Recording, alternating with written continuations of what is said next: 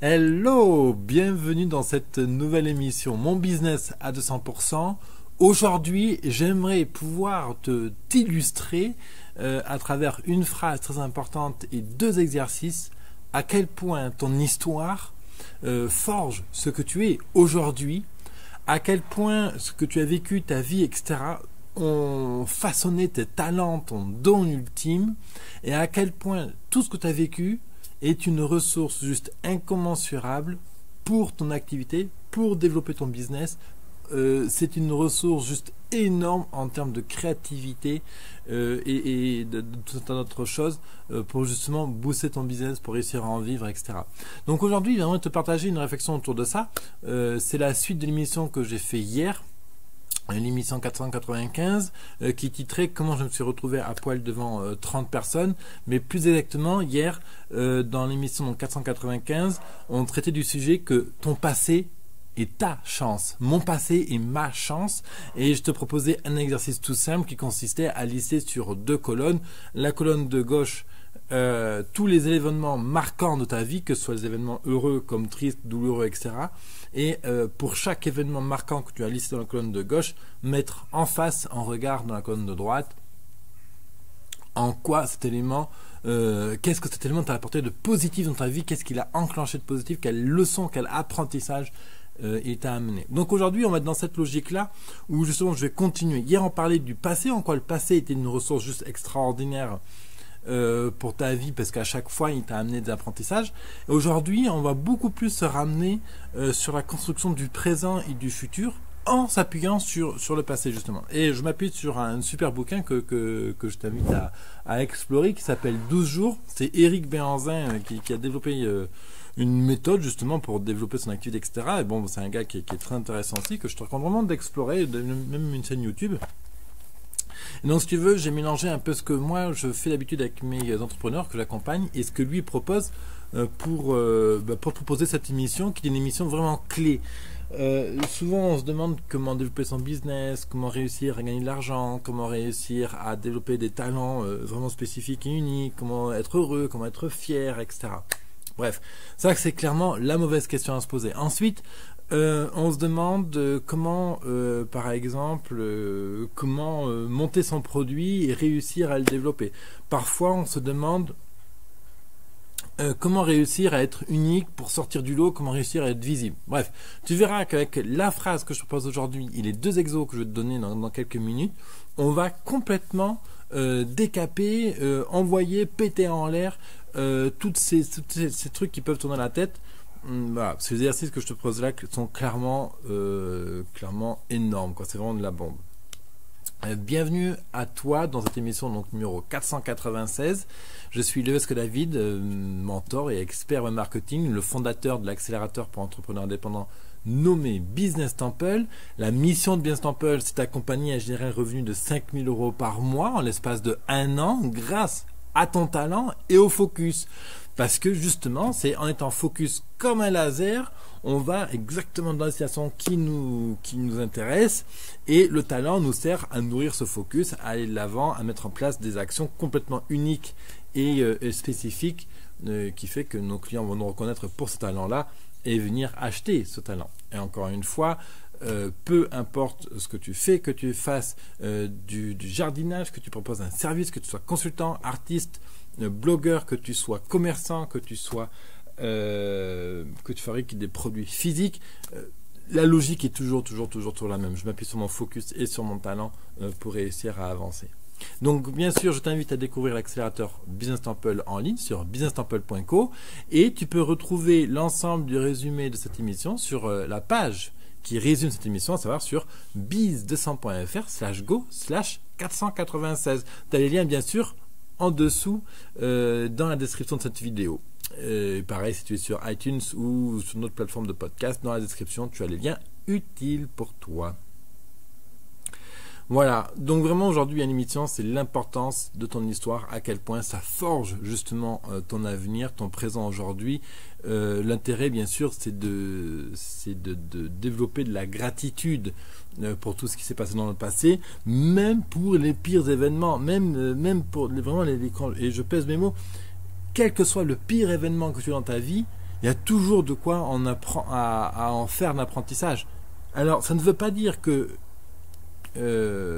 il y a des événements qu'on n'aimerait pas éviter, qu'il faudrait éviter. Comment dire ça? J'ai en tête un gros événement, hein, la Shoah, hein, voilà, la Seconde Guerre mondiale, compagnie. Bon, la Seconde Guerre mondiale est arrivée, je ne peux pas la changer. Donc, quel apprentissage je peux en faire en fait? Voilà, alors moi, ma famille n'a pas été touchée par ça, mais il y a des familles justement juives qui ont perdu quelqu'un de la famille, et justement, il y a toujours tout arrive pour le meilleur, hein, c'est dans le 4 accords Toltec. Alors c'est dur de dire ça par rapport à la Seconde Guerre mondiale. Évidemment, si on peut éviter la Seconde Guerre mondiale, on l'évite. Mais ce que je dis, on ne peut pas changer le passé. Donc du coup, je ne peux pas changer mon passé. Peut-être qu'il t'est arrivé des choses malheureuses dans ta vie. Tu ne peux pas changer ton passé. Mais du coup, plutôt que dans une posture de victime et de se complaire dans cette difficulté, dans cette douleur, eh bien, je décide d'en faire un apprentissage et d'aller de l'avant. En gros, c'est l'idée que je développe. Alors, je vais pas aller de l'avant, je vais pas développer cette idée exclusivement dans ce podcast. C'est pour ça que je vais aller à l'avant et dire, voilà, plutôt que de rester dans le passé, je décide activement, consciemment, de vivre dans ce qu'on appelle justement l'instant présent, dans le maintenant, pour me construire un avenir qui me soit plaisant, dans lequel je me plais, dans lequel je contribue à un monde meilleur, etc. Et justement, c'est dans le sens, c'est là où le passé est intéressant, parce que le passé, quand on le garde dans la tête, il nourrit une frustration, et cette frustration t'empêche d'avancer. Et cette frustration, et tout ce qu'elle alimente derrière, va générer tout un tas de problèmes, comme par exemple, ça va créer de la rancune, ça va créer de la colère, ça va créer de l'animosité, ça va créer la procrastination, ça va créer des croyances limitantes comme tu n'es pas capable de faire X ou Y, ça va amener, qu'est-ce que ça va amener? Ça va amener plein d'autres choses. Par exemple, toute cette frustration, colère qui va t'habiter va t'amener à rencontrer des gens qui vivent dans le même genre de frustration et de colère. Donc au final, ça ne nous intéresse pas, puisque quand on veut aller de l'avant, justement, on va chercher à rencontrer des gens positifs qui réussissent ou qui sont en train de réussir leur projet, qui ont un minimum d'ambition, et donc ça nous inspire, et ainsi de suite. Donc c'est ça le choix en fait. Ou je décide de rester dans le passé, bon pourquoi pas, c'est un choix que je ne vais pas approuver, mais c'est un choix, personnellement j'entends, et où je fais le choix d'aller d'être proactif justement, et de m'installer dans une dimension où je construis ce que j'ai envie de construire pour moi. Voilà, ça c'est ce que je veux dire par rapport au passé. Et du coup, quand je fais le choix d'aller dans le moment présent, et c'est là où les questions justement que je vais te poser aujourd'hui vont vraiment te permettre d'affiner ça. C'est là où justement il y a deux notions qui s'installent, c'est la notion du SEC, hein, sourire, enthousiasme, conviction, et la notion du focus et du talent. Pourquoi? Quel rapport entre ces notions-là et celles du passé?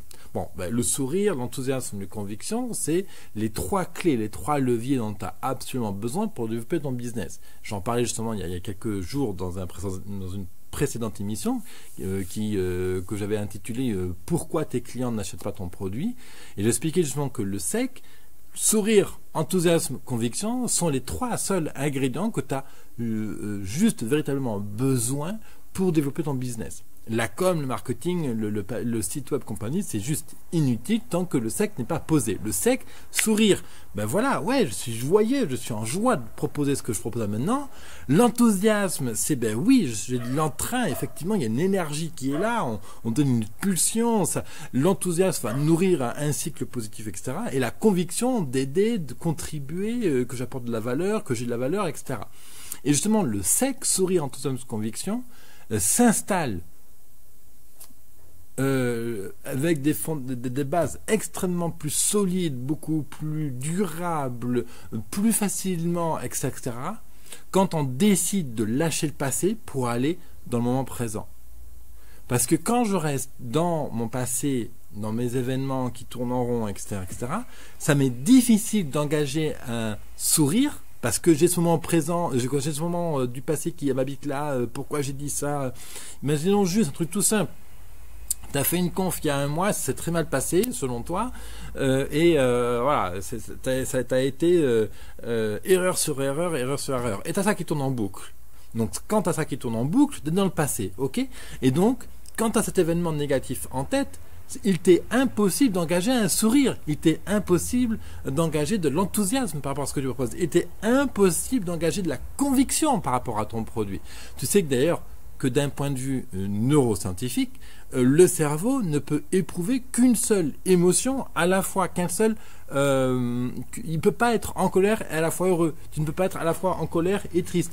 Tu ne peux pas éprouver un sentiment d'amour et à la fois de joie. En fait, c'est c'est très séquentiel en fait le cerveau. Donc du coup, si j'ai en tête ce moment du passé, je ne peux pas engager le sec, sourire, enthousiasme, conviction. Et c'est là où c'est très intéressant de comprendre cette notion plutôt difficile à intégrer, même à la noter sur un papier. Fais pause sur cette vidéo et prends un papier et un crayon même. Il est important de lâcher ce qui t'est important, de lâcher le souvenir, lâcher le passé pour pouvoir accueillir le moment présent.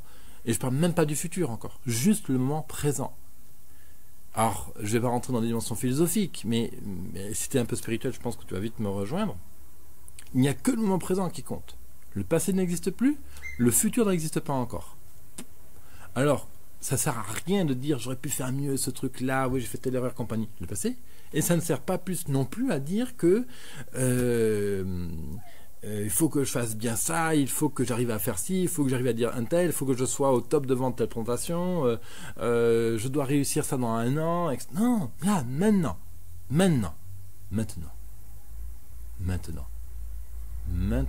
je regarde la vidéo avec David, moi je fais cette vidéo avec toi, et la seule chose qui compte maintenant, c'est ma vidéo.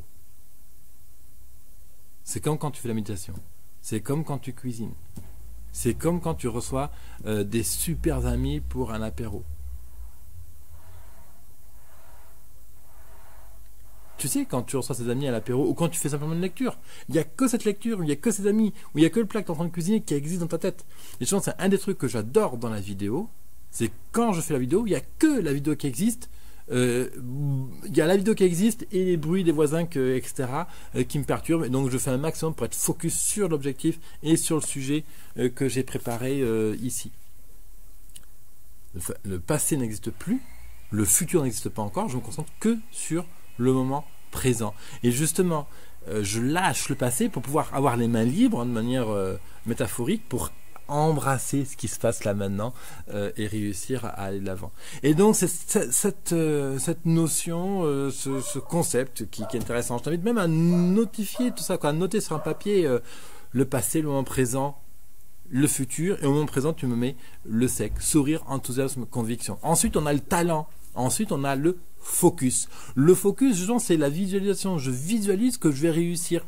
Donc là maintenant je visualise que je vais réussir. Donc là on installe du positif dans le futur. Et le fait de visualiser que ce que je vais réussir, ce que je deviens, parce que je vais devenir ce que je deviens là maintenant, dans l'instant présent, comment l'instant présent me fait devenir quelqu'un, m'amène justement à aller de l'avant, à renforcer le sourire, l'enthousiasme et la conviction. Alors évidemment, c'est pas toujours simple. Évidemment, ce matin, avant même d'enregistrer cette vidéo-là, je me demandais comment je fais tel truc, hein, cette chose-là dans mon business, j'ai pas envie de la faire. Comment je peux trouver une combine pour réussir à avancer, et ainsi de suite. Donc évidemment, c'est un travail jour après jour. Évidemment, le sourire, enthousiasme, conviction, c'est quelque chose qui va se renforcer jour après jour. Et le talent, justement, c'est la force nourricière, c'est vraiment l'énergie. Le talent, c'est ce qui va impulser le sec et à la fois le focus. Le talent, c'est tout ce que tu sais faire. Être conscient avec humilité de tout ce que tu sais faire. Et plus tu es conscient de ton talent, plus tu l'installes dans ton quotidien, plus tu alimentes ce cercle justement virtueux qui est le sourire, enthousiasme, conviction. Plus je suis convaincu que je suis bon à faire la vidéo, plus mes vidéos seront bonnes. Plus je serai convaincu que j'aurai une voix posée, plus je suis convaincu que j'ai une voix posée, plus ma voix va être posée. Plus je suis convaincu que je suis capable de faire des vidéos sans faire plein de mouvements partout, plus je vais faire des vidéos où mon corps va être stable. Plus je vais faire des vidéos dans lesquelles je suis convaincu que je vais moins me gratter à gauche, à droite, plus je vais faire des vidéos où je vais être complètement focus sur toi. dans ton business, dans ta vie privée, c'est exactement la même chose. Mais exactement la même chose. Et moi, j'aime bien toujours rappeler que le business, ça commence toujours depuis la vie privée. Et jamais l'inverse. Jamais l'inverse. Souvent, justement, à tort, on a tendance à séparer, à cloisonner vie privée, vie business. C'est pas vrai. À partir du moment où tu es entrepreneuse, entrepreneur, où tu crées une activité, où tu dois être à fond dessus, où tu veux vraiment impulser quelque chose d'important, eh bien, ça se passe dans les deux mondes. Les deux mondes font un seul. Donc,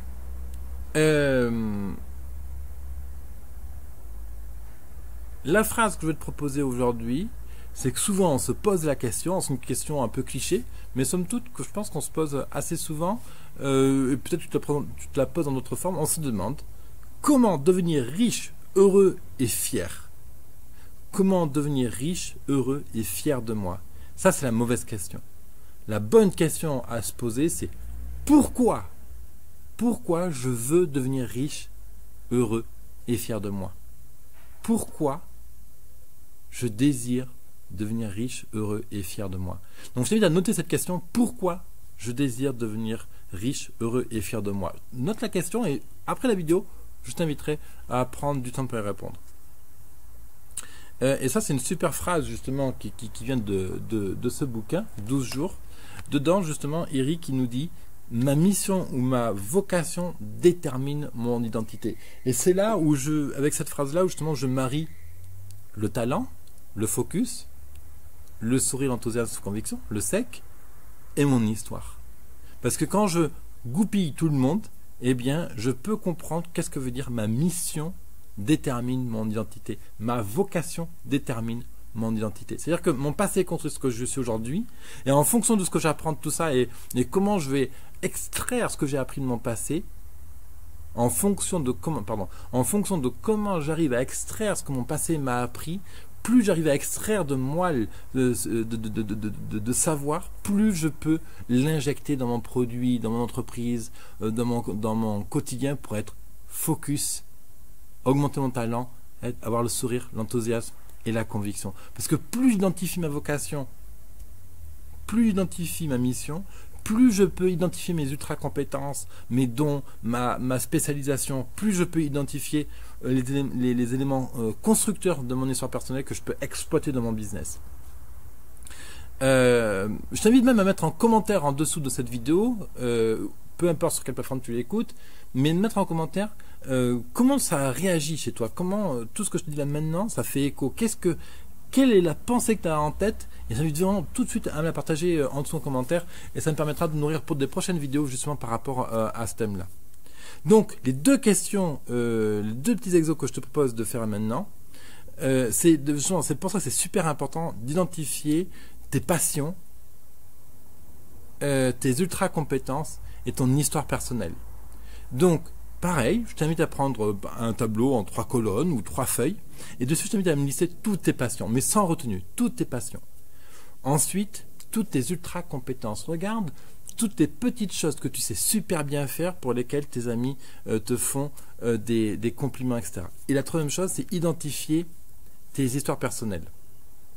Ton histoire personnelle, les éléments, comment tu construis ton histoire personnelle, qu'est-ce qui s'est passé dans ton histoire personnelle. Donc tu vois, alors tu peux le prendre d'un point de vue très simple, d'un point de vue chronologique, et tu listes tout le monde. Tu verras, l'exercice 2 va compléter le premier, donc je te le donne tout de suite. C'est 3 questions. La première question, c'est quels sont mes plus grands défauts et les plus grandes qualités que mes proches me reconnaissent? Quels sont mes plus grands défauts et les plus grandes qualités que mes proches me reconnaissent? La deuxième question, c'est quelle situation de ma vie m'ont mis dans une colère noire? Qu'est-ce qui me scandalise? Et ensuite, quelle décision radicale ai-je prise suite à des chocs, des douleurs ou des révélations? Quelle décision radicale ai-je prise suite à des chocs, des douleurs ou des révélations? Voilà, ça c'est les questions que je vais te poser aujourd'hui. Je t'invite vraiment à aller sur business100.fr/go/496 pour avoir le résumé de ces questions et toute une autre séquence d'émissions que je t'invite à regarder. Et si tu aimes ma manière de travailler, etc., je t'invite à rejoindre l'accélérateur Business Temple sur businesstemple.co pour continuer l'aventure ensemble. Merci à toi, à bientôt.